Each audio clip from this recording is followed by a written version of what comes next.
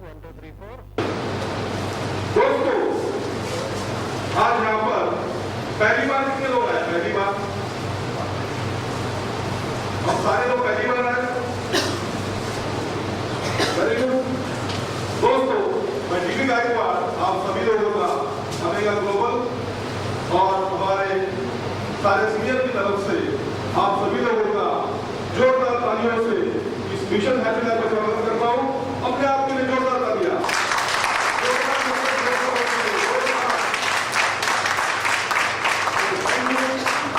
इसके बाद जिन लोगों ने आपको यहाँ पे इन्वाइट किया है, आपकी अपलाइन, उनके लिए एक बार जोरदार तालियां होंगे।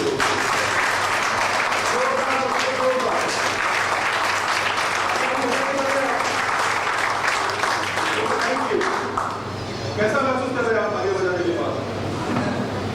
मेरे ख्याल से कुछ समय पहले यहाँ पर एक चीज देखी होगी आपने, नो सेल फोन। दोस्तों, हम लोग अपने जीवन का कीमती समय निकाल कर यहाँ पर आया है ना। समय कीमती होता है ना, उसका सदुपयोग होना चाहिए कि नहीं चाहिए? दोस्तों, मैं फिर एक बार आप सभी लोगों से रिक्वेस्ट करना चाहूंगा कि मैं अपने सेल फोन स्विच ऑफ करें, साइलेंट मोड में नहीं रखना है, स्विच ऑफ करना है। आपको क्या करना है? स्विच ऑफ करना है। दोस्तों, निकल पड़े थे हम अकेले अपने मंदिर की तरफ, निकल पड़े थे हम अकेले अपने मंदिर की तरफ। लोग आते गए और एक आधा बंदा गया। दोस्तों, हम जो निकल पड़े थे हमारे मंदिर की तरफ, हमारी मंजिल है खुशहाल जीवन। हमारा जो मिशन है, mission happy life. Happy life मतलब खुशहाल जीवन। क्या आप सभी लोगों का सपना है? ये तो जोर से बोलिए। आप सभी लोगों का सपना है कि मुझे एक खुशहाल जीवन जीना चाहिए, सुखी और आनंद जीवन जीना चाहिए। ये दोस्तों, यही हमारा आज का मिशन है, मिशन हैप्पी लाइफ। लेकिन क्या सही मायने में हम लोग आज एक सुखी जीवन जी रहे हैं? नहीं जी रहे। क्यों नहीं जी रहे? हमारा सपना है कि हमें एक खुशहाल जीवन जीना चाहिए, we should live a very happy life. लेकिन क्या हम लोग सुखी जीवन जी रहे हैं? नहीं जी रहे। क्या कर रहे हैं इसका? कोई बता सकता है क्या कर रहे हैं इसका कि हम लोग सुखी जीवन क्यों नहीं जी रहे? और यानी अगर हमें किसी को भी सुखी जीवन जीना है, दो बातें आवश्यक होती है। वो क्या होती है? स्वास्थ्य और पैसा, हेल्थ और वेल्थ। ये दोनों बातें, ये चीजें अगर एक साथ हमें मिल जाए, कोई हम लोग हैप्पी जीवन जी सकते हैं। सही बात है। लेकिन दोस्तों, वास्तव क्या है? वास्तव क्या है? ये दोनों चीजें हमें एक साथ एक ही जगह पर नहीं मिल रही है। मिल रही है क्या? नहीं मिल रही है। और इसमें से एक भी बात अगर हमारे पास नहीं होगी तो भी हम सुखी जीवन नहीं जी सकते। तो क्या आप ये दोनों चीजें एक ही साथ में लेना चाहेंगे? तो दोस्तों, जोरदार तालियां बजाने के लिए। नौकरी, बिजनेस, व्यापार धंधा करके हम पैसा कमा सकते हैं, लेकिन क्या हम अपना स्वास्थ्य कमा सकते हैं? नहीं कमा सकते। दोस्तों, आज से 70-80 साल पहले अगर देखेंगे हम लोग, हमारे दादा परदादा कितने साल जीते थे? 100 साल, 120 साल तक जिए हैं। लेकिन आज हमारे एवरेज लाइफ क्या है? 60, 70, मैक्स टू मैक्स 70, राइट? तो ये आज हमारा स्वास्थ्य क्या हो गया? इतनी बड़ी समस्या हो गई है। आज लोग बीमार ज्यादा मात्रा में गिर रहे हैं। हो रहे ना बीमार? बीमारी की संख्या बढ़ गई है। पहले के जमाने में डॉक्टर्स कम थे, अस्पताल कम थे, फिर भी मरीज कम थे। लेकिन आज इतने सारे अस्पताल हो गए, इतने सारे डॉक्टर्स हो गए, तो पेशेंट कम होने चाहिए कि बढ़ने चाहिए? कम होने चाहिए। लेकिन क्या हो गया? उल्टा हो गया है। दोस्तों, हर 5 साल के बाद में मेडिकल रिसर्च का एक सर्वे होता है। जैसे 2000 में सर्वे हुआ था तो 10 में से 2 लोग बीमार पाए गए थे। 2005 में जब सर्वे हुआ तो 10 में से 4 लोग बीमार पाए गए। अब उनको डर लग रहा है कि आने वाले 2010 में जब सर्वे होगा तो शायद 10 में से 8 या 10 में से 10 भी पूरे के पूरे लोग बीमार हो सकते हैं। आज आपको पता है हमारा हिंदुस्तान 1 नंबर पे पहुंच गया है। इसलिए पहुंच गया भाई आबादी में तो छोड़ो, डायबिटीज में नंबर 1 है। WHO ने कब का डिक्लेयर किया है कि India is number 1 in diabetes, right. और हर साल हमारे हिंदुस्तान में 8 लाख कैंसर के नए मरीज बढ़ रहे हैं। दुनिया में जितनी भी कार्डियक प्रॉब्लम की वजह से डेथ होती है उसमें से 60% हमारे हिंदुस्तान में होती है ना। और उनको ऐसा डर है कि आने वाले 2012 तक हमारे हिंदुस्तान में हर घंटे में 91 लोग कार्डियक प्रॉब्लम की वजह से मर जाएंगे। तो क्या दोस्तों इस 91 लोगों में हमारा नंबर नहीं हो सकता है? हो सकता है कि नहीं हो सकता है? क्या बात है, किसी की आवाज नहीं आ रही है। हो सकता है। तो क्या आप अपने आप को इस 91 लोगों में से बाहर रखना चाहेंगे? तो दोस्तों आज आपको इस बात का राज चल जाएगा कि यहाँ पर अमेगा में आपको हेल्थ के साथ साथ वेल्थ भी मिल जाएगी और आप अपना हैप्पी लाइफ सुखी एवं आनंदी जीवन जीने की शुरुआत करेंगे। Are you ready for it? इसके लिए दोस्तों आज मैं आपका ज्यादा समय न लेते हुए यहाँ पे आपको हम कुछ एक क्लिप दिखाना चाहते हैं जिससे आपको काफी कुछ जानकारी मिल सकती है।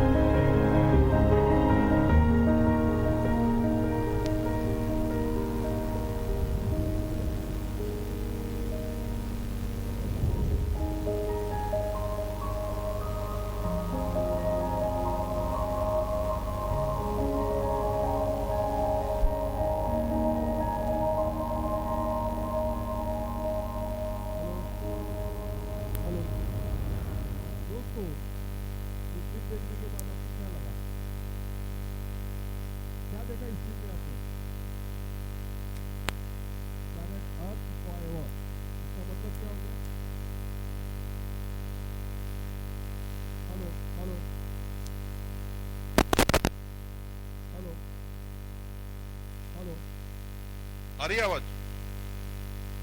दोस्तों इस क्लिप में क्या देखा आप लोगों ने? धरती मैया को दिखाया है। कैसा लगा इस क्लिप देखकर आपको? मन को प्रसन्न लगा आपको?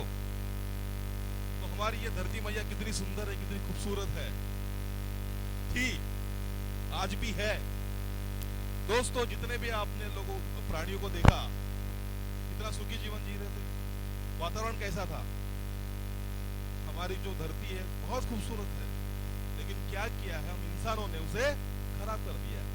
आज जिस वातावरण में ये सब प्राणी रह रहे थे, क्या हमें ऐसा वातावरण आज मिल रहा है? अगर ऐसे वातावरण में हम लोग रहने जाएंगे तो हमारा भी जीवन सुंदर हो जाएगा ना। लेकिन आज नहीं है दोस्तों। आज जिस वातावरण में हम रह रहे हैं, इस वातावरण में हम लोग ऐसा जीवन व्यतीत नहीं कर सकते। आज का पानी, आज की हवा, आज की खुराक, आज का वातावरण, ये सब हम लोग जानते हैं, लेकिन इससे बचने के लिए कोई उपाय है हमारे पास? अगर मैं कहूँगा पानी अच्छा नहीं है, पानी पीना छोड़ दो, अब छोड़ देंगे? नामुमकिन। हवा शुद्ध नहीं है, सांस लेना बंद कर दो। खाना शुद्ध नहीं है तो खाना खाना बंद कर दो। इस पर किसी का भी बस नहीं है। एक आम आदमी हो या करोड़पति आदमी हो, इन तीनों बातों पर किसी का भी बस नहीं है दोस्तों। तो क्या हमको आज के बाद ऐसी जिंदगी जीनी है? ये सब देखने के बाद तो ऐसा लगता है कि हमको भी मरते तब तक ऐसा ही जीवन जीना है।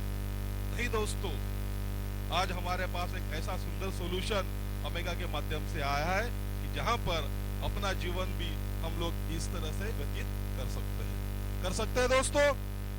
आप इसके लिए तैयार हैं दोस्तों? तो अभी आपका मैं ज्यादा समय न लेते हुए अब यहाँ पर एक ऐसे इंसान को, एक ऐसे पर्सनालिटी को आमंत्रित करने वाला हूँ कि जो खुद एक खुशहाल जीवन जी रहे हैं। उनके पास देखने के बाद ही आपको पता चलेगा कि इंसान कैसे जीवन जी रहे हैं। जो मेडिकल फील्ड से बिलोंग करते हैं, जो आज आपको यहाँ पर आप एक स्वस्थ जीवन कैसे जी सकते हैं, हम बीमार क्यों होते हैं, इसके ऊपर रोशनी डालेंगे। Please welcome doctor Jayesh Patel. Please give him a big hand.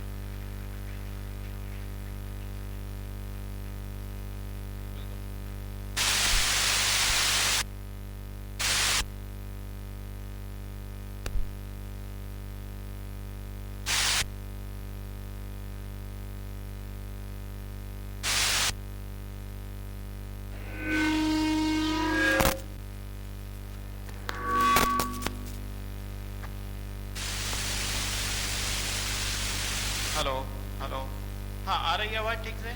Okay good. I think ये माइक ज्यादा अच्छा है उससे।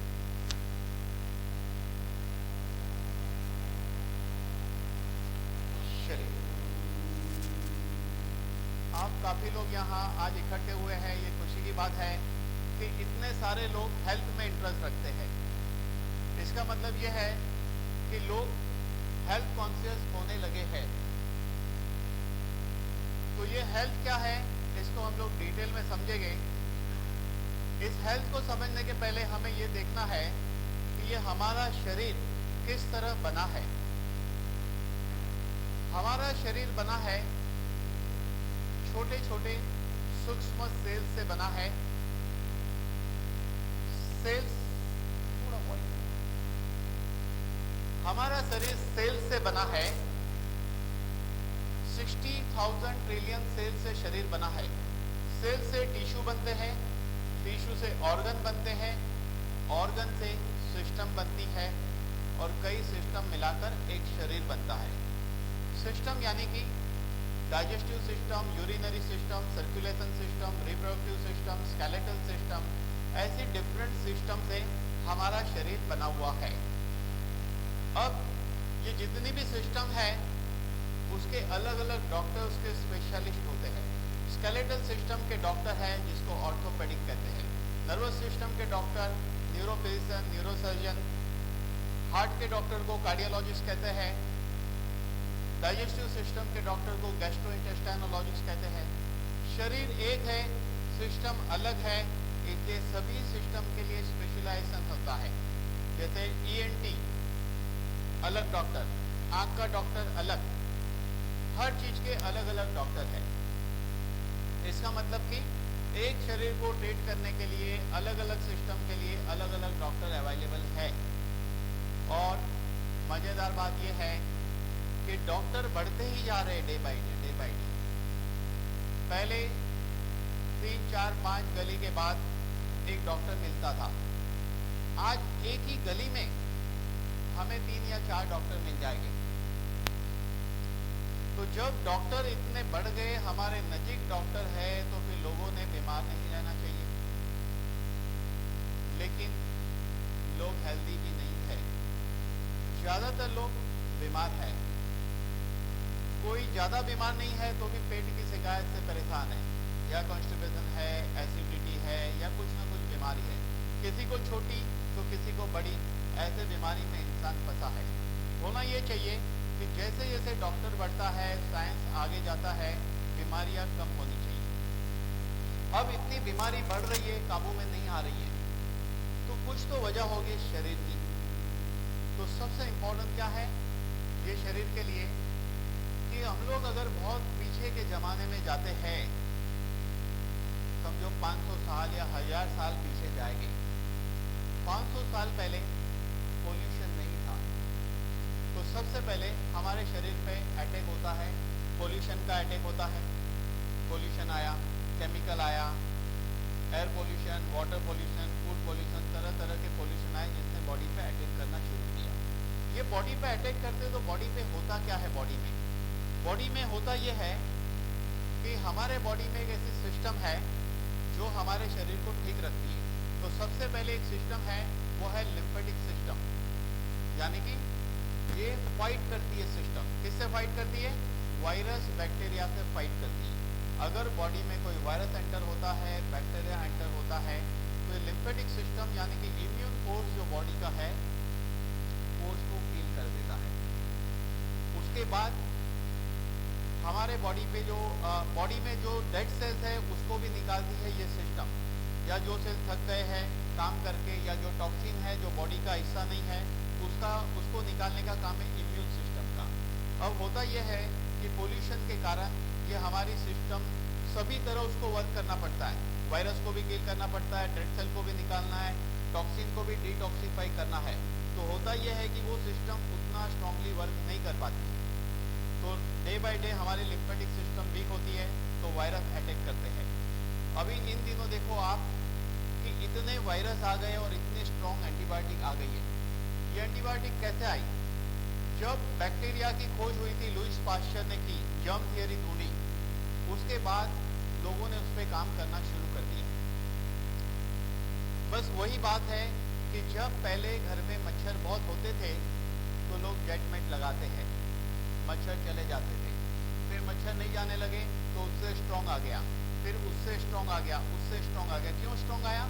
क्योंकि जो मच्छर बच जाते हैं उसके बाद उसकी जो जनरेशन है, उसके बाद उसकी जो जनरेशन है वो उस जेटमेट या उस दवाई से इम्यून हो जाती है। इसी तरह हम एक माइल्ड एंटीबायोटिक खाते हैं तो वायरस मर जाएंगे, लेकिन कुछ वायरस बच गए, उसमें से जो नए पैदा हो गए वो उससे स्ट्रॉन्ग रह गए, तो स्ट्रॉन्ग एंटीबायोटिक करनी पड़ेगी। इसी तरह खेतों में केमिकल भी डे बाय डे स्ट्रॉन्ग किया जा रहा है। तो होता यह है कि अभी इतनी स्ट्रॉन्ग दवाई ढूंढनी पड़ रही है कि वायरस उससे ज़्यादा स्ट्रॉन्ग आ रहा है। अभी देखिए कौन सा स्वाइन फ्लू आ गया है, फीवर आया है, जिसके लिए अभी कोई दवाई नहीं है। तो अभी एक नया शुरू हो जाएगा सिस्टम कि अभी उसके लिए भी वैक्सीन ढूंढो। जैसे हेपेटाइटिस की वैक्सीन ढूंढी गई, सभी लोगों ने ली। हेपेटाइटिस कोई मामूली बीमारी नहीं है कि किसी को भी हो जाएगा। जिसने नहीं लिया उसको भी नहीं हो रहा है, और जिसने लिया उसको भी नहीं हो रहा है। होना होगा तो जिसने लिया उसको भी हो जाएगा, जिसने नहीं लिया उसको भी हो जाएगा, क्योंकि रेयर डिजीज है। तो सारी दुनिया सोच रही है उसी के ऊपर, लेकिन हमें सोचना ये चाहिए कि हम अपनी सिस्टम को कैसे स्ट्रॉन्ग बनाएं। तो यही लुईस पास्चर, इसने अगर ये आज जिंदा होता तो सबसे ज्यादा दुख उसको होता था कि मैंने क्यों इस जर्म थियरी को डेवलप किया। क्योंकि लुईस पास्चर ने कहा था कि virus and bacteria not responsible for disease but environment is responsible. Environment responsible है। क्या है एनवायरमेंट? अगर आपके बॉडी का एनवायरमेंट एसिडिक है तो वायरस बैक्टीरिया के लिए अच्छा है, अगर एनवायरमेंट अल्कलाइन है तो वायरस बैक्टीरिया के लिए पूरा है। तो उसके लिए हम लोग एक एग्जांपल ले सकते हैं कि आप अपने फ्रिज को सामान के साथ सील कर दीजिए और स्विच बंद कर दो। 4 हफ्ते के बाद जब आप उस फ्रिज का दरवाजा खोलोगे तो आपको खूब स्मेल आएगी। ये स्मेल किस चीज की है? ये स्मेल है बैक्टीरिया की। बैक्टीरिया कहाँ से आए? बैक्टीरिया ऑलरेडी फ्रिज में है, एनवायरनमेंट चेंज होने से मल्टीप्लिकेशन हुआ, जस्ट एनवायरनमेंट चेंज। इसी तरह एनवायरनमेंट सबसे ज़्यादा इंपॉर्टेंट होता है। हमारी बॉडी का रियल एनवायरनमेंट अल्कलाइन रहना चाहिए। जो ये पोल्यूशन के कारण और हमारी फूड हैबिट के कारण पहला तो ये एसिडिक हुए जा रहा है। हमारे आर्टेरियल ब्लड का पीएच है 7.4, यानी वो 7 के ऊपर है। 7 न्यूट्रल होता है। एक मेजरमेंट की सिस्टम है, 0 से 7 जिस चीज का काउंटिंग आता है चेकिंग में उसको एसिडिक कहते हैं, और 7 के ऊपर अगर काउंटिंग में चेकिंग आता है तो उसको अल्कलाइन कहते हैं। कभी आप यूरिन रिपोर्ट को देखिएगा, उसमें लिखा रहेगा pH 6.2 रिएक्शन एसिडिक, मतलब 7 के नीचे एसिड, 7 के ऊपर अल्कलाइन। तो हमारे बॉडी का ब्लड 7.4 यानी कि 40 है, 7.40। ये अगर 7.14 हो जाता है तो पेशेंट कोमा में जाता है। मेडिकली उसको एसिडोसिस कहते हैं, एसिड बढ़ जाता है, और 7 पे मृत्यु होती है, न्यूट्रल पे। अब ये एनवायरनमेंट अल्कलाइन कैसे रहे? ये एनवायरनमेंट अल्कलाइन बनता है नेचर से। जैसे आपने एक वीडियो क्लिप देखी नेचर, तो नेचर में बहुत कुछ काउंट होता है। सबसे पहले तो इंसान ने नेचुरल फूड खाना छोड़ दिया है। इंसान के अलावा इस पृथ्वी पर कोई भी कुक करके नहीं खाता है। इंसान के अलावा इस पृथ्वी पर कोई भी ओवर ईटिंग नहीं करता है। तो हम लोग टोटली कुक फूड खाते हैं। जितना भी अनकुक फूड है वो है रियल में अल्कलाइन फूड, जो खाने से आपका एसिड लेवल कम होता है। लेकिन आज ये सुन के जाओगे और आप रॉ खाना शुरू कर दोगे तो आपको जमेगा नहीं। क्यों? पैदा हुए तब से वही खा रहे हो। 5 महीने की उम्र से जो खाना शुरू किया है वो 25 साल, 30 साल, 35 साल तक हो गए वही खा रहे हैं। क्या चाहिए हमें?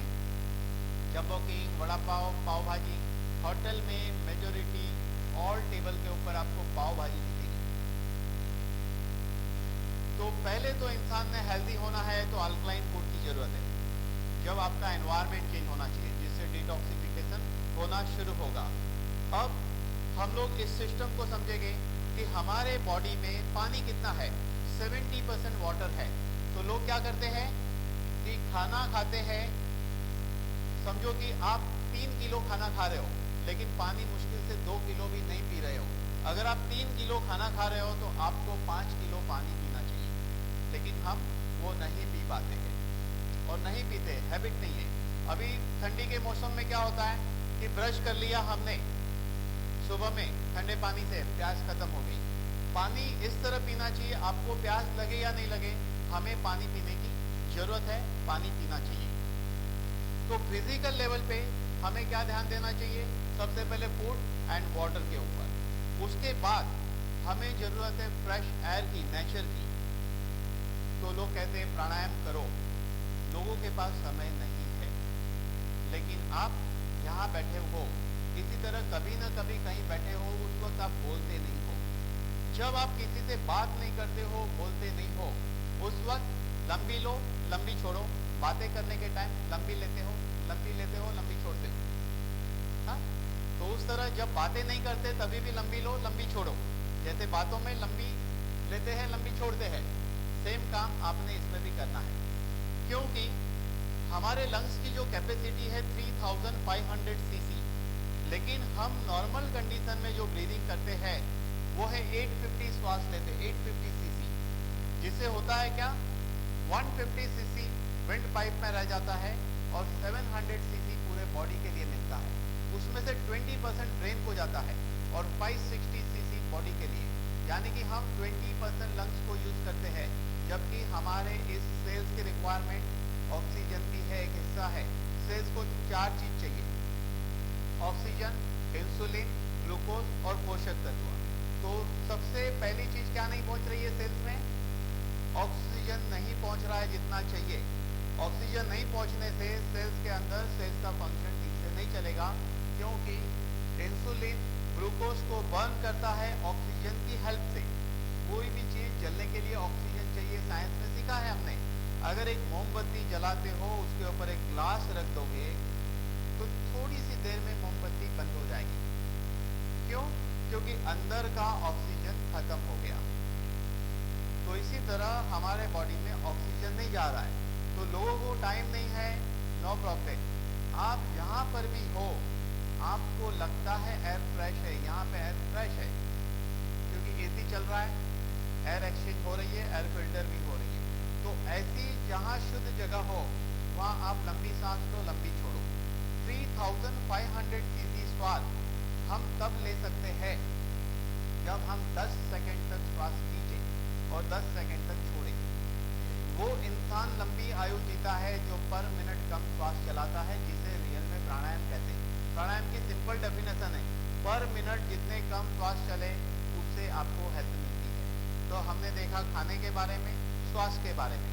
अब इम्पोर्टेंट है कि ये शरीर जो है सिर्फ शरीर नहीं है, ये शरीर के साथ एक मन भी है। इसलिए जो डिसीज होती है उसको साइकोसोमेटिक डिसीज कहते हैं। जब आपका शरीर बीमार है उस वक्त आपका मन भी बीमार है। इसलिए कोई भी डिसीज के पहले उसके पीछे एक साइकोलॉजी रीजन होता है। तो हम लोग उस साइकोलॉजी को एक तो बीमारी के एग्जाम्पल से समझेंगे और उसको कैसे चेंज करना है वो समझेंगे। तो एक ऐसा एग्जाम्पल है कि एक आदमी को पैरालाइज का किस्सा है।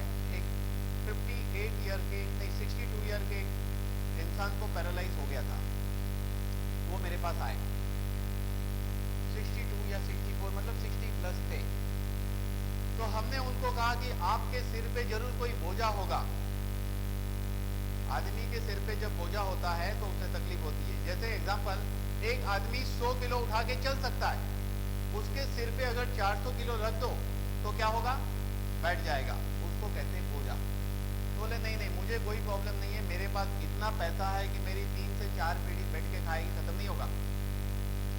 कोई जमाने में शुक्लाजी स्ट्रीट पे उनकी दुकान थी, वहां वो पुरानी गाड़ी में गोनी भर के पैसा रखते थे। उन्होंने कहा, तो मैंने कहा ठीक है चलो। दूसरी बार आए, तीसरी बार आए और हमने उनका वो बोझा ढूंढ लिया। क्या बोझा था?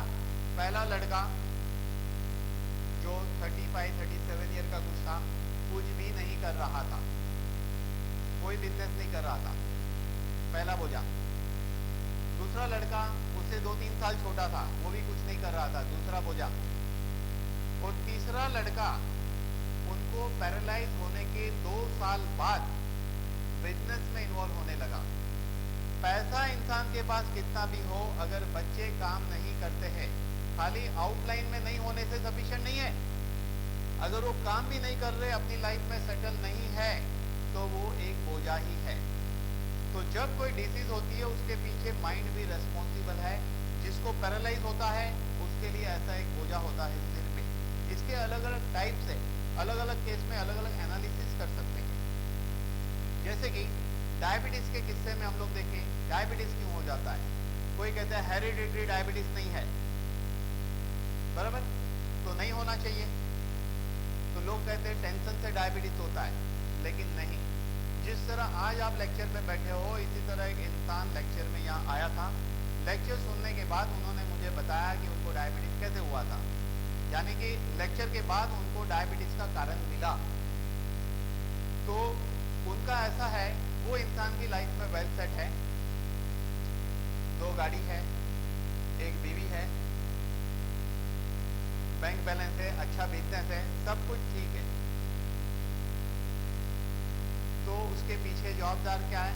डॉक्टर कहते हैं टेंशन से हुआ, हेरिडिटरी कारण नहीं है। तो लेक्चर सुना, लेक्चर में मैंने बताया कि स्ट्रेस रेस्पॉन्सिबल है। अगर एक्सट्रीम स्ट्रेस में इंसान होगा तो डायबिटीज होने का चांस है, अगर उसकी असर पेनक्रियाज पे होती है तो। पेनक्रियाज ग्लैंड को इमोशनल ऑर्गन कहते हैं और हार्ट को सेंटर ऑफ इमोशन कहते हैं। स्ट्रेस क्या है? स्ट्रेस एक ऐसी कंडीशन है जिसको एक्सप्लेन नहीं कर कर सकते हैं, लेकिन हम उसे समझ सकते हैं। समझो आप 10 माले की बिल्डिंग में रहते हो, लिफ्ट के लिए बटन दबाया, आपने देखा लिफ्ट ऊपर आ रही है, लेकिन पता चला लिफ्ट ऊपर आ रही थी, लेकिन अब लिफ्ट नीचे जा रही है। क्या हुआ? आपके अंदर एक हलचल। हलचल से क्या हुआ? आप अंदर दुखी हो गए, इम्पेशेंट हो गए, डिस्टर्ब हो गए। रोड पे गए, रिक्शा को हाथ बताया, रिक्शा वाले ने मना किया, आपके अंदर एक हलचल हो गई। आपने हाथ बताया, कोई और बैठ के चले गया, आप डिस्टर्ब हो गए। रिक्शा मिल गई, सिग्नल पे रुक गई, आपको लेट हो रहा है। और दूसरा, वो लेफ्ट साइड में एक मीटर होता है, वो घूम रहा है, तो क्या होता है? हलचल, स्ट्रेस। जैसे मीटर एक पॉइंट गिरता है, आपके दिमाग में भी घंटी घूमती है, स्ट्रेस। फिर स्टेशन पहुंच गए, रिक्शा वाले को पैसा दिया, वो छुट्टा वापस नहीं दे रहा, इसलिए हलचल। फिर जल्दी आपको प्लेटफॉर्म पे पहुंचना है, भीड़ बहुत है सीढ़ी के ऊपर, तो आप क्या सोचते हो? कैसे लोग हैं, चलना भी नहीं आता है। जैसे कि हमको अकेले को ही चलना आता है, बाकी लोग चलना भूल गए, चलिए क्लास शुरू करिए, कल से चलना सिखाइए। लेकिन प्रॉब्लम क्या है? आपके आगे वाला नहीं चल रहा है, तो उसके आगे वाला, उसके आगे वाला, उसके आगे वाला, उसके आगे वाला नहीं चल रहा है। लेकिन जैसे आप सोचते हो इन लोगों को चलना नहीं आता है, वैसे ही आपके पीछे एक आदमी सोच रहा है, कैसा आदमी है, इसको चलना ही नहीं आता है। वो भी यही सोच रहा है, आपके पीछे वाला भी। तो आप उस वक्त भी स्ट्रेस में है। फिर समझो आप जंक्शन पॉइंट पे बोरीवली, तो ट्रेन में घुस गए, इंडिकेटर तो देखा नहीं, अब फिर एक हलचल, ट्रेन क्यों शुरू नहीं हो रही है। तो अंदर एक प्रवाह होता है, जैसे आप जा रहे हैं ब्रिज पे, जब भीड़ नहीं है तो आपकी बॉडी एक रिदम में जा रही है। जैसे कोई एक ऐसा सामने से आ रहा है और आपको पता है कि ये आदमी हटेगा नहीं, मुझे ही हट के चलना पड़ेगा, तो आपके अंदर स्ट्रेस आ जाता है। किसी की एल्बो लग गई, आपके अंदर लगता है कुछ टूट रहा है। अंदर एक धारा चलती है, रिदम। वो रिदम को भीड़ में भी मेंटेन करना चाहिए, किसका धक्का लगे तो भी मेंटेन करना चाहिए। उस धारा को अगर टूटने नहीं देंगे तो वो धारा जो है उसको रिवर्स पढ़ोगे तो वो राधा हो जाएगी। यानी कि स्ट्रेस को ईच एंड एवरी मोमेंट यहां से संभालना है। तो पहला प्रिंसिपल क्या है इसको संभालने का? बहना सीखो, बहस बंद करो। अगर आपको लगता है कि कोई आदमी आपको कुछ बताना चाहता है तो उसे बताने दो, लेकिन हमारी प्रॉब्लम क्या है, हम उसे बताने नहीं देते हैं, उसको बोलने दो। हमको जब बोलना है तब बोलेंगे, अभी उसको बोलने दो। तो बहना सीखो, बहस मत करो। मैं ये कहानी बता रहा हूँ 97-98 की। मेरा एक दोस्त है पंजाबी, वो फॉरेन जाके आया उस वक्त, और आने के बाद पूरे ग्रुप में जब इकट्ठे होते थे सब दोस्त लोग, तो वो वहाँ की कहानी शुरू कर देता था कि वहाँ के रोड ऐसे है, गाड़ी ऐसी है, सिग्नल सिस्टम ऐसी है, रेडियल टायर है, वगैरह वगैरह जो भी है। दूसरे लोग उसको कहते थे कि यहाँ पर रॉ मटेरियल ठीक नहीं यूज करते हैं, पैसे का घपला होता है, ये है वो है, जो भी है वो सब उसको बताते थे। तो उसको अपनी बात कहने का और जोश आता था। एक दिन वो और मैं अकेले जा रहे थे, बस उसने वही कहानी शुरू कर दी। वहाँ के रोड बहुत अच्छे हैं, मैंने कहा तेरी बात सही है। वहाँ की गाड़ी बहुत अच्छी है, मैंने कहा तेरी बात सही है। टायर ऐसे है, सही है, सब एवरीथिंग। 2 मिनट में सब्जेक्ट खत्म, क्योंकि उसने देखा है, बोल रहा है।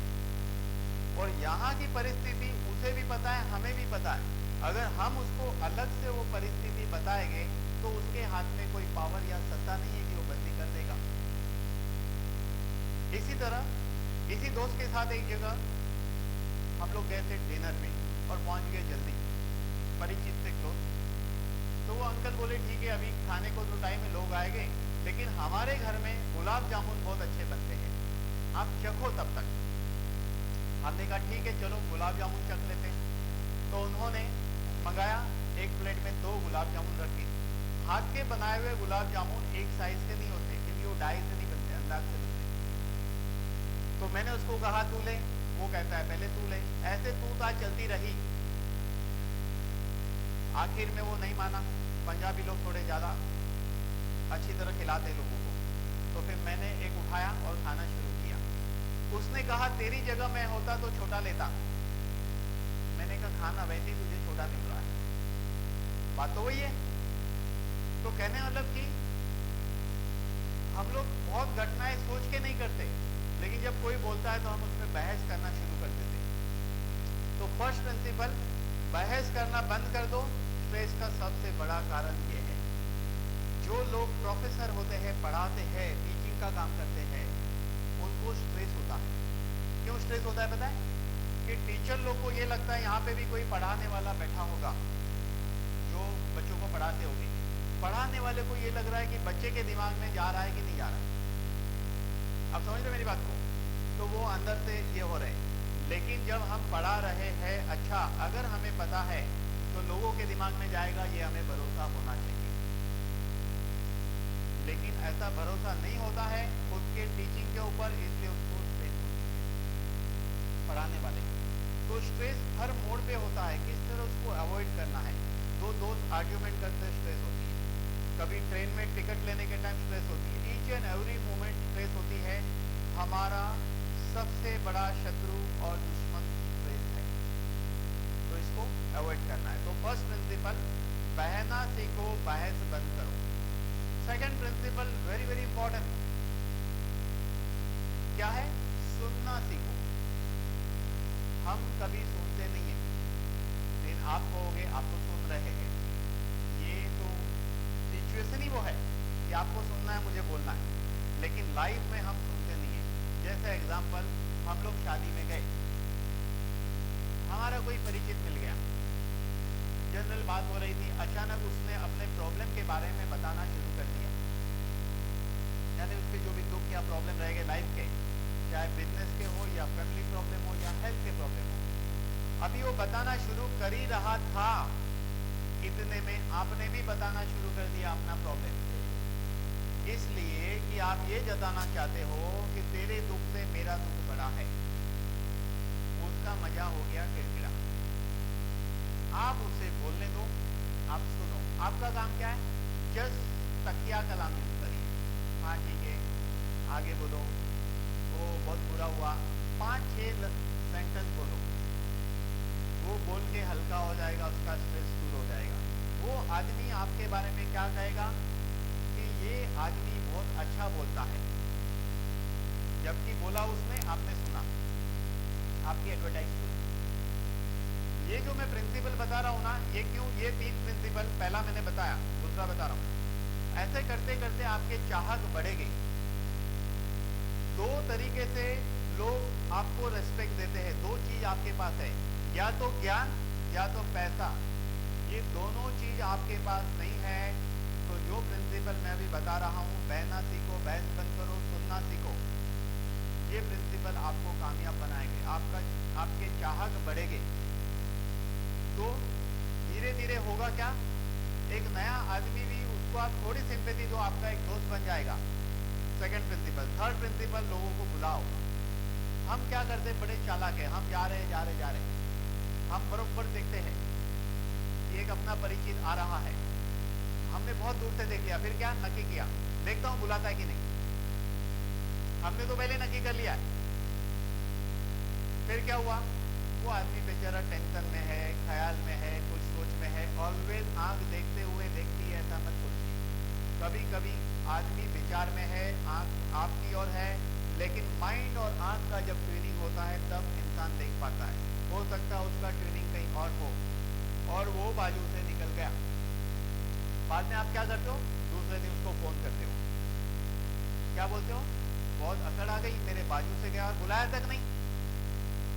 तो आपको क्या काम करती? आप भी तो बुला सकते थे, क्योंकि आपने पहले ही डिसाइड कर लिया बुलाना नहीं है, खत्म का। तो इस तरह माइंड, मैं ये इसलिए बता रहा हूँ कि डिसीज साइकोसोमेटिक होती है। मेरा आज का यही सब्जेक्ट है, इसलिए मैं सब बता रहा हूँ, बाकी जो बातें हैं आगे बताने वाले हैं इसके लिए। तो डिसीज साइकोसोमेटिक होती है। माइंड सबसे बड़ी फैक्ट्री है बीमारी के लिए, इसलिए शरीर और मन दोनों बीमार होता है। मन को स्वस्थ रखने के लिए 3 प्रिंसिपल इंपॉर्टेंट है। स्ट्रेस, बहना सीखो, बहस बंद करो, सुनना सीखो और बुलाओ। ये 4 प्रिंसिपल जीवन में उतारोगे तो ऑटोमेटिक स्ट्रेस दूर होगी। अब हम लोग एक ऐसा एग्जाम्पल देखेंगे कि कई लोगों को घुटने की बीमारी होती है, कई लोगों को कमर की, कई लोगों को सर्वाइकल की। जिस इंसान को घुटने की बीमारी है उसके अंदर साइकोलॉजी रीजन है फियर, डर। डर के मारे क्या इंसान तो उसको कमर की प्रॉब्लम होती है, देखा गया है। तो इस तरह अगर स्टडी करते जाएंगे तो पता चलेगा हर बीमारी के पीछे एक कारण है। समझो यहाँ बैठे हुए कई लोग हैं, उसमें से आप देखिए आपको क्या बीमारी है और आप खुद ढूंढो इस बीमारी के पीछे आपकी साइकोलॉजी क्या है, आपका सोचने का तरीका क्या है, आप क्या सोचते हो अपनी लाइफ में रोज, या किस चीज से आप चिंतित हो, किस चीज की इनसिक्योरिटी है। ये ढूंढोगे तो जरूर यहाँ बैठे हुए हर इंसान को ऐसा एक कारण अंदर से मिलेगा जिसके कारण आपको जो भी बीमारी है वो है। वो कारण को दूर करते ही अंदर की हीलिंग प्रोसेस जो है शुरू हो जाएगी। तो हमने देखा शरीर मन दो चीज देखी। अब हम ये देखेंगे कि ये दो चीज तो हो गई, लेकिन टोटल हेल्थ होती है 5 प्रकार की। उसको हम लोग एक बार देखते हैं। फर्स्ट है फिजिकल हेल्थ। फिजिकल हेल्थ के लिए हमें क्या करना पड़ता है? Food and exercise and breathing. Mental health के लिए अभी मैंने बता दिया। सोशल हेल्थ के लिए भी मेंटल हेल्थ वाले प्रिंसिपल काम आएंगे, आपके रिलेशन अच्छे बनेंगे। अगर physical health, mental health, social health तीनों है और आप जो भी बिजनेस करते हो उसमें फोकस करोगे तो डेफिनेटली आपकी फाइनेंशियल हेल्थ बढ़ेगी। जिस खुशनसीब के पास ये चारों चीज आ जाएगी तो उससे दुखी आदमी कोई नहीं रहेगा। मैं एक ऐसे इंसान को जानता हूँ जिसके बैंक बैलेंस के बारे में हम सोच नहीं सकते हैं। दादाजी के ज़माने का पैसा है, रनिंग बिजनेस है, कुछ भी दिमाग नहीं लगाना है। दिमाग तो दादाजी ने लगाया था, पिताजी ने भी नहीं लगाया, उसको भी नहीं लगाना है। आदमी हेल्दी है, क्वालिफाइड है, पढ़ा लिखा है, सब कुछ है। सोशल हेल्थ भी है, निकलते तो लोग सलाम मारते, तो करना क्या? इस मुकाम पे जाकर 4 घटना घटित हो सकती है इंसान के साथ। पहली घटना, वो डिप्रेशन में जाएगा, ये आदमी डिप्रेशन में गया जिसकी मैं बात कर रहा हूँ। दूसरी घटना, शराबी बन सकता है, स्त्री के पीछे जा सकता है या जुए में, क्योंकि लाइफ का अब एम क्या। इसलिए कहावत क्या है? आदमी के पास पैसा आता है तो आदमी बिगड़ता है, और स्त्री बिगड़ती है तो उसके पास पैसा आता है। ये प्रिंसिपल है। इसीलिए देखिए, थोड़ा पैसा आने के बाद आदमी लोग बिगड़ने लगते हैं, क्योंकि नेक्स्ट गोल क्या है लाइफ का नहीं पता। एक अच्छी जिंदगी जीने के लिए, अच्छी फैमिली बनाने के लिए 5वीं हेल्थ को जानना जरूरी है। तो आपकी फैमिली लाइफ, आपके अड़ोसी पड़ोसी के साथ की लाइफ और आपके दोस्तों के साथ आपकी लाइफ अच्छी बनेगी। वो है 5वीं health, spiritual health. Spiritual health यानी कि जो भी इंसान जो भी धर्म को फॉलो करता है, हर धर्म में अपने एक सिद्धांत होते हैं। कोई अगर हिंदू है, वैष्णव है, जैन है, पारसी है, मुस्लिम है, क्रिश्चियन है, हर धर्म की अपनी एक फिलोसॉफी है। उसमें जाकर डीप स्टडी करनी चाहिए और उसके प्रिंसिपल के ऊपर हो सके उतना चलने की कोशिश करनी चाहिए, जानकार के पास सीख कर, जिसको हम कहते हैं स्पिरिचुअल हेल्थ। ये एक रहेगी। और स्पिरिचुअल हेल्थ में सबसे इम्पोर्टेंट चीज होती है उसमें भी माइंड, क्योंकि मैं अपनी कुछ ऐसी बात आपको बताना चाहता हूँ कि धर्म जो है, धर्म, आज हम धर्म किसे कहते हैं? हिंदू धर्म, जैन धर्म, क्रिश्चियन धर्म, मुसलमान धर्म, ऐसे धर्म कहते हैं ना। लेकिन ये धर्म नहीं है, ये धर्म प्राप्ति के रास्ते हैं। रास्ते को धर्म समझा गया है। तो फिर धर्म क्या है? कोई कहेगा सच बोलना धर्म है, सच बोलना ड्यूटी है। तो फिर धर्म क्या है? तो धर्म की व्याख्या है धार्यते इति धर्म। हमें धारण करना है अपने मूल स्वभाव को। जैसे धर्म शब्द का मतलब है स्वभाव, मीन्स नेचर। सूरज का स्वभाव है प्रकाश देना। अगर सूरज प्रकाश नहीं देगा तो अपना धर्म चुक गया। अग्नि अगर जलाएगा नहीं तो अपने धर्म में नहीं है। पानी अगर गीला नहीं करे तो अपने धर्म में नहीं है। तो हर चीज के कुदरत में अपने स्वभाव है, उस स्वभाव को धर्म कहते हैं। तो मनुष्य का स्वभाव क्या है? जो हमारा स्वभाव है वो हमारा धर्म है। क्या है स्वभाव? मनुष्य का स्वभाव है ध्यान। ध्यान क्या है? बियॉन्ड माइंड, मन के उस पार जाना, यानी कि आप अपने आप में खो जाएंगे। खुद का पता भूल जाओगे तो खुदा का पता मिलेगा, जिसको कहते हैं बियॉन्ड माइंड जाना, बियॉन्ड माइंड, जिसको धर्म का है। और इस धर्म की प्राप्ति के लिए इस पृथ्वी पे दो ही रास्ता है, तीसरा रास्ता है नहीं। चाहे पंथ कितने भी हो, रास्ते दो ही है। एक है मन का रास्ता, मन का रास्ता नहीं, जो क्रिया हम मन के द्वारा करते हैं मन के पार जाने के लिए। एक आदमी मंत्र कर रहा है, मन की क्रिया है। पूजा कर रहा है, भक्ति कर रहा है, मन की क्रिया है। वैष्णव लोग सेवा करते हैं, कोई माला जपते हैं, कोई कुछ करते हैं, कोई कीर्तन करते हैं। दो ही रास्ता, एक मन का रास्ता, मन के द्वारा मन के पार जाना। जैसे मेरा कीर्तन करते करते खो जाती थी, घंटों अपने आप में डूब जाती थी, बियॉन्ड माइंड। तुकाराम है, चैतन्य महाप्रभु, ऐसे लोग, ये मन का रास्ता। दूसरा है प्राण का रास्ता। इस कुदरत में ऐसा है सिस्टम कि अगर आप श्वास की गति को कंट्रोल कर लो तो मन की गति कंट्रोल में आ जाती है, क्योंकि प्राण नाम की चीज नहीं है। प्राण क्या है? जिसके ऊपर आज बात होने वाली है। जो प्रोडक्ट काम करता है वो हमारे शरीर की प्राण शक्ति को बढ़ाता है। इस प्रोडक्ट के बारे में आगे बताया जाएगा। इस पृथ्वी पे प्राण एक ऐसा तत्व है, सर्वव्यापी है, हर जगह है, हर क्षण है, आर पार है, मौजूद है। वो प्राण हमारे अंदर डेवलप होना चाहिए, विकसित होना चाहिए। जैसे मैंने कहा कि हमारे सेल्स को 4 चीज चाहिए, ऑक्सीजन, इंसुलिन, ग्लूकोज और पोषक तत्व। लेकिन एक हेल्दी इंसान के शरीर के सेल्स को 4 चीज मिल रही है, तो वो क्यों बीमार गिर रहा है? क्योंकि वहां पर 5वीं चीज नहीं पहुंच रही है, जिसको हम प्राण कहेंगे या एनर्जी कहेंगे। होम्योपैथी उसको वाइटल फोर्स कहता है, इलेक्ट्रो होम्योपैथी ऑड फोर्स कहता है, चाइनीज में ची कहते हैं, कोरियन में की कहते हैं, या उसे एनर्जी कहते हैं। आज का सब्जेक्ट ये है एनर्जी मेडिसिन। वो प्राण तत्व जितना हमारे शरीर में डेवलप होगा उतना ही हमारा कंसंट्रेशन बढ़ता है। जिसकी प्राण शक्ति वीक है उसको विचार ज्यादा आते हैं, जिसकी प्राण शक्ति बलवान है उसको विचार कम आते हैं। जो लोग प्राण का अभ्यास करते प्राणायाम का, उनको पता होगा। वैसी घटना इस प्रोडक्ट से घटित होती है। जैसे आपका एनर्जी लेवल बढ़ेगा, आपके विचार पे काबू आना शुरू होता है। तो जैसे जैसे इस प्राण को काबू में लाते हैं, तो प्राण का चंचल स्वरूप, उसको मन कहा है, एक ऐसा स्टेज आता है इसकी प्रैक्टिस करते करते करते, जहाँ श्वास चलने की गति एकदम बंद हो जाती है, वहाँ आपकी विचार शून्य अवस्था आ जाती है, जिसको ध्यान कहते हैं। तो अगर हमें जिंदगी में सब कुछ मिल गया, पैसा मिल गया, सब कुछ मिल गया, लेकिन क्या होगा? 5वीं चीज भी चाहिए, तो पांचों को इक्वल इम्पोर्टेंस देना चाहिए। जबकि ऐसा नहीं हो कि पैसे की दौड़ में शरीर पे नहीं ध्यान दिया, पैसे की दौड़ में माइंड पे ध्यान नहीं दिया, पैसे की दौड़ में स्पिरिचुअल में ध्यान नहीं दिया। ऐसा नहीं होना चाहिए। जीवन में ये पांचों चीजों को इम्पोर्टेंस देते हुए हर चीज के लिए हमें टाइम देना आवश्यक है, तब हमारी जिंदगी एक नए मोड़ पे पहुंचेगी। लेकिन लोग क्या करते हैं? अपनी जिंदगी की शुरुआत 20-22 साल से करते हैं, काम की 20-22-25 साल में शुरू करते हैं, और एक ही सपना होता है जिंदगी में, एक अच्छा घर हो जाए, एक आध गाड़ी आ जाए, वर्ल्ड टूर कर ले, जगह जगह घूम के आए, अच्छा खा पी ले, हो गया।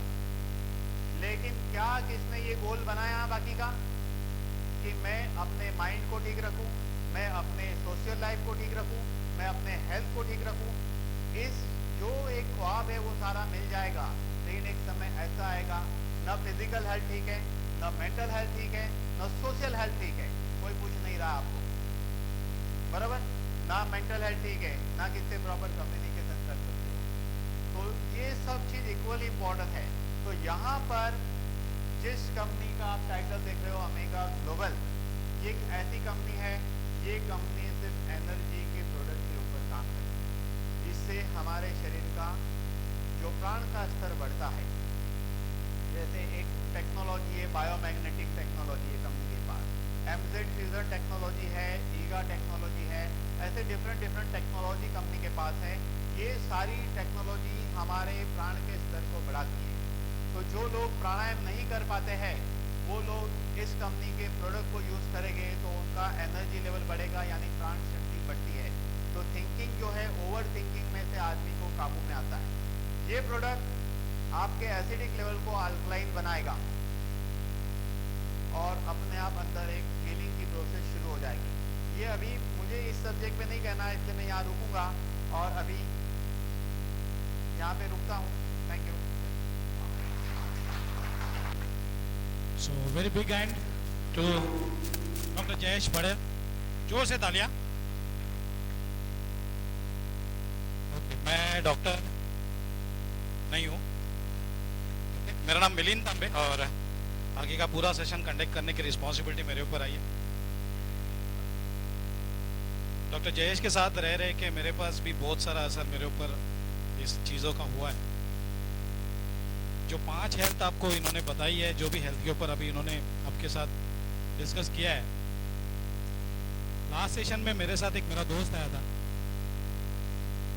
और उसने भी मुझे बोला था कि यार तांबे तू तो डॉक्टरों के साथ होता है, मुझे भी टेंशन की बहुत तकलीफ है और इस टेंशन के ऊपर एक बार सर से पूछ लेना कि यार इसको कैसे सॉल्यूशन दे दे।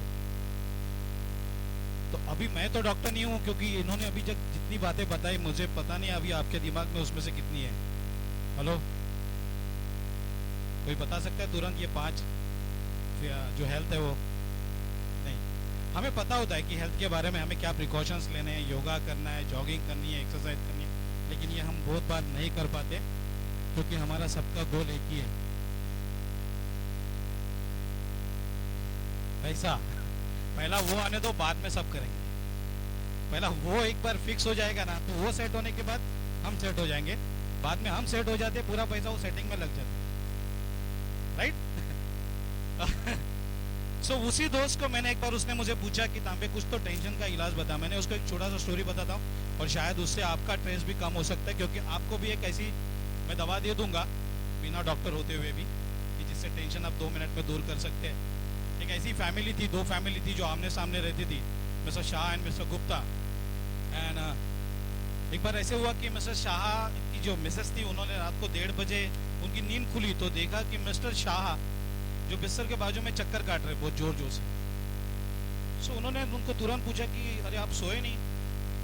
तो उन्होंने बोला कि नहीं, मुझे एक टेंशन आ रहा है, उस टेंशन की वजह से मुझे नींद नहीं आ रही। उन्होंने बोला क्या टेंशन क्या है? तो उन्होंने बोला कि नहीं, वो गुप्ता से मैंने 25,000 लिए थे और गुप्ता मुझे आज शाम को नीचे मिले, तो उन्होंने मुझे बोला कि कल तक मुझे पैसा कोई भी हालत में चाहिए, अभी कोई बहाना मैं नहीं सुनूंगा, और अगर ये पैसा नहीं मिलेगा तो मैं ये सोसाइटी में बहुत बड़ा हंगामा करूंगा जिससे आपकी इज्जत भी मिट्टी में मिल सकती है, और इसी कारण मुझे टेंशन आया। तो उसकी वाइफ बोली कि इसके लिए टेंशन लेने का क्या ज़रूरत है, सिंपल सॉल्यूशन है उसके ऊपर। तो वो बोल रहा है कि मुझे सॉल्यूशन नहीं दिख रहा है, तुझे तुरंत सॉल्यूशन दिख रहा है। बोले हाँ, फिर ठीक है, दे दे सॉल्यूशन।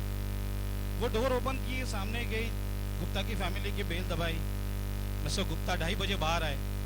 बोलते यस भाभी जी। बोले ये आपको पैसा देना है 25,000? बोलते हाँ। कब देने वाले? मैंने कल का ही टाइम दिया, शायद वो नहीं दे सकते और वो कभी नहीं दे सकते, गुड नाइट करके निकल आती है। हस्बैंड को बोलती है आप सो जाओ, टेंशन उधर चलो।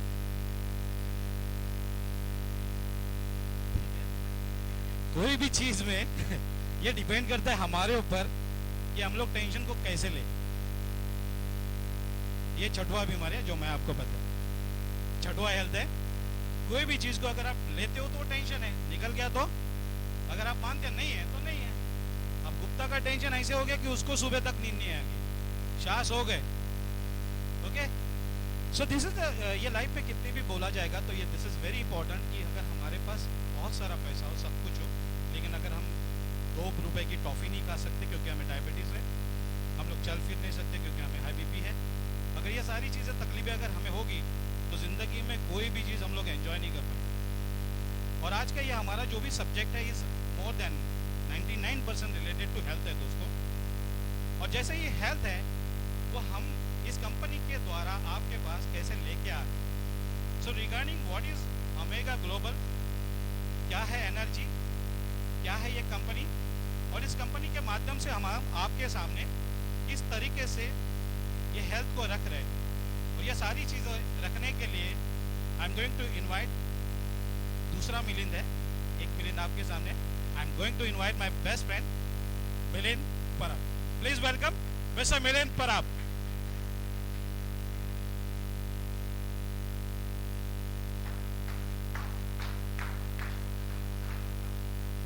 नमस्कार, आवाज आ रही है मेरी? सब पीछे, सबको पीछे से स्लाइड दिख रही है? ये लाइट बंद करनी है? नहीं दिख रही है? लाइट बाद में देख लेते हैं। नमस्कार, मेरा नाम मिलिंद परब। जैसे इन्होंने इंट्रोड्यूस किया मिलिंद जी ने, thank you very much. Doctor Patel साहब के सीरियस और सेंसिटिव सब्जेक्ट के बाद उन्होंने थोड़ा माहौल हल्का फुल्का किया, so thanks a lot Milind ji. इस मिलिंद के बारे में आप जानना चाहेंगे तो मैं थोड़े से शब्दों में बताऊंगा। पिछले कुछ साल हिंदुस्तान के बाहर रहने के बाद मैं वापस हिंदुस्तान आया हूँ, क्योंकि सब जगह देखने के बाद ये जाना मैंने कि अपना ही देश सही है रहने के लिए, सब चीज के लिए। अब मैं जो बोलने जा रहा हूँ उसके पीछे बोलने के पहले मैंने काफी कुछ पढ़ाई की है। मैंने एक्यूप्रेशर का कोर्स किया है, रेकी का मैंने 2 लेवल के कोर्स किया है, ताकि मैं जान सकूं कि इंसान क्या है, इंसान की ज़िंदगी क्या है, वो किस तरह से मायने रखती है। जो चीज़ें या जो शक्तियाँ हम देख नहीं पाते लेकिन जो हमारे आसपास है, सब जगह है, वो कैसे हमारे ऊपर काम करते हैं। इस सब चीज़ों के बारे में जानने के बाद जब मुझे इस कंपनी के बारे में पता पड़ा तो मैंने डिसाइड किया, yes, this is the company which is working on the same way जो हमें चाहिए। ये थोड़े से शब्दों में मैंने अपने बारे में बताया। थोड़ा और माहौल हल्का करते हैं। यहाँ पर बैचलर लोग या जिनकी शादी नहीं है वो कितने जन हैं? जरा हाथ ऊपर कीजिए। Very good. आप सभी लोगों को एक सवाल है, अगर आपको तस्वीर दिखाई जाए लड़की या लड़के की, क्या आप शादी कर लोगे? यस या नो? नो। Very good. आप जानना चाहेंगे लड़की या लड़का कैसा है, उसके माँ बाप कौन है, घराना कैसा है, आप पूछेंगे दोस्तों से, सही है ना? बिल्कुल। दोस्तों, आज जो कुछ बताने जा रहे हैं हम लोग बस एक ट्रेलर है। असली फिल्म या पिक्चर आपको दिखेंगी जब आप इस कंपनी के साथ जुड़ेंगे। अब से 1 घंटे में आपको पूरी कंपनी के बारे में जानकारी दी जाएगी। कंपनी के प्रोडक्ट्स क्या है, उसकी बिजनेस अपॉर्चुनिटी क्या है, और इस बिजनेस या कंपनी के साथ जुड़ने के बाद किन किन लोगों में क्या क्या चेंजेस आए, कितना उनके ऊपर इफेक्ट हुआ है, ये सब आपको बताया जाएगा। So we will start now before we begin, आप सिकनेस इंडस्ट्री के बारे में सभी जानते हैं। सिकनेस इंडस्ट्री में डॉक्टर्स है, सही है मेरी बात? हमारी कंपनी वेलनेस कंपनी है। सिकनेस का ऑपोजिट वेलनेस, जो इंसान की ज़िंदगी को अच्छी तरह से कैसे जिया जाए, इसके लिए जो भी चीज़